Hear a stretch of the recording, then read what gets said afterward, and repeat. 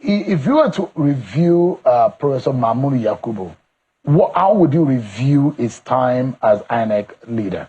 I think that you've really highlighted some of those reforms, that when you look at these 10 years, there has been remarkable reforms that were introduced in the electoral process. And to also add to that, that it was under these 10 years that for the first time in our history, that ballot papers and result sheets were produced locally. And that happened in the 2023 elections. Because previously, we've always printed our ballot papers and result sheets outside the country.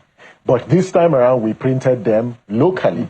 And that's something we should encourage. Other countries, countries like South Africa, for instance, 100%, they print their materials. In fact, they fund their elections 100% without taking monies from anybody.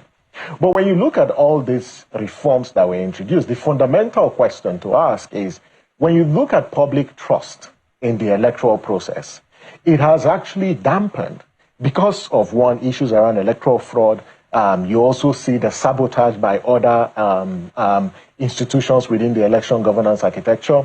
But the fact that we are actually at a point where citizens' trust in the electoral process, it's very, very low, gives really source of concern. But there are some reforms that he introduced that needs to be retained, like the technologies that you mentioned.